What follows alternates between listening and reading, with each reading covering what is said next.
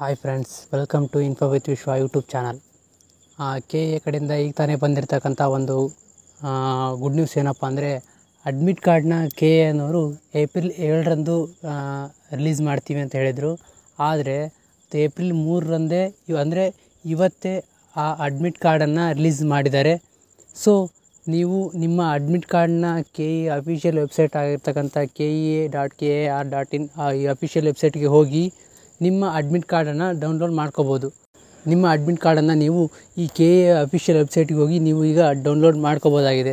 ಇದೊಂದು ಒಳ್ಳೆ good news ಅಂತಲೇ ಹೇಳ್ಬೋದು. ಯಾಕಂದರೆ KEನವರು ಯಾವಾಗಲೂ ಸ್ವಲ್ಪ ಲೇಟ್ ಮಾಡೋದು ಜಾಸ್ತಿ, ಆದರೆ ಈಗ ಸ್ವಲ್ಪ ಬೇಗನೆ ಬಿಟ್ಟಿದ್ದಾರೆ.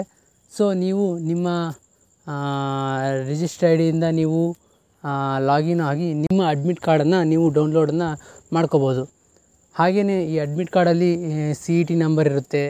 ಆಮೇಲೆ ನೀವು ಯಾವ್ಯಾವ ಸಬ್ಜೆಕ್ಟ್ಸ್ಗಳನ್ನ ಎಕ್ಸಾಮ್ ಬರಿತೀರ ಅನ್ನೋದಿರುತ್ತೆ. ಆಮೇಲೆ ಈ CET ನಂಬರ್ ಅನ್ನೋದು ಭಾಳ ಇಂಪಾರ್ಟೆಂಟ್ ಆಗಿರುತ್ತೆ. ಯಾಕಂದರೆ ನೀವು ನಾಳೆ CET ಎಕ್ಸಾಮ್ ಬರೆಯೋದಕ್ಕಷ್ಟೇ ಆ ನಂಬರ್ ಇಂಪಾರ್ಟೆಂಟ್ ಅಲ್ಲ. CET ಎಕ್ಸಾಮ್ ಬರೆದಾದ ನಂತರ ನಿಮ್ಮ ಆಪ್ಷನ್ ಎಂಟ್ರಿ ಆಗಿರ್ಬೋದು, ಆಮೇಲೆ ಯಾವುದೋ ನಿಮ್ಮ ಕಾಲೇಜ್ ಸಿಕ್ಕ ಆದಮೇಲೆ ನೀವು ಕಾಲೇಜಿಗೆ ಹೋಗ್ತಿರಲ್ಲ, ಅಲ್ಲಿ ಸ್ಕಾಲರ್ಶಿಪ್ ಅಪ್ಲೈ ಮಾಡ್ತಿರಲ್ಲ, ಆ ಸ್ಕಾಲರ್ಶಿಪ್ಪಿಗೆ ಕೂಡ ಈ CET ನಂಬರ್ ಭಾಳ ಇಂಪಾರ್ಟೆಂಟ್ ಆಗಿರುತ್ತೆ. ಸೊ ಅದನ್ನು ಸೇಫಾಗಿ ಇಟ್ಕೊಂಡಿರಿ. ಆಮೇಲೆ ಕೆಲವು ವಿದ್ಯಾರ್ಥಿಗಳಿಗೆ ಡೌಟ್ ಇರುತ್ತೆ, ನಾವು ಅಡ್ಮಿಟ್ ಕಾರ್ಡ್ನ ಕಲರ್ ಪ್ರಿಂಟ್ ತೆಗೆಸ್ಬೇಕಾ ಅಥವಾ ಬ್ಲ್ಯಾಕ್ ಆ್ಯಂಡ್ ವೈಟ್ ತೆಗೆಸ್ಬೇಕಾ ಅಂತ.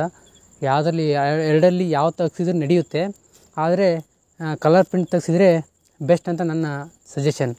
ಹಾಗೆ ನಿಮಗೆ ಈ ಅಡ್ಮಿಟ್ ಕಾರ್ಡ್ ಸಂಬಂಧಪಟ್ಟಂತೆ ಅಥವಾ CET ಸಂಬಂಧಪಟ್ಟಂತೆ ಯಾವುದೇ ರೀತಿ ಡೌಟ್ ಇದ್ದರೆ ಈ ಚಾನಲ್ನ ಸಬ್ಸ್ಕ್ರೈಬ್ ಮಾಡಿ ಇಟ್ಕೊಂಡಿರಿ. ಯಾಕಂದರೆ ಇದೇ ರೀತಿ ಇನ್ಫಾರ್ಮೇಟಿವ್ ಅಪ್ಡೇಟ್ಸನ್ನು ನಾವು ನಿಮಗೆ ಯಾವಾಗಲೂ ಕೊಡ್ತಾ ಇರ್ತೀವಿ. ನಿಮಗೇನೇ ಡೌಟ್ ಇದ್ದರೂ ಕಮೆಂಟ್ ಸೆಕ್ಷನಲ್ಲಿ ಕಮೆಂಟ್ ಮಾಡಿ. Thank you so much.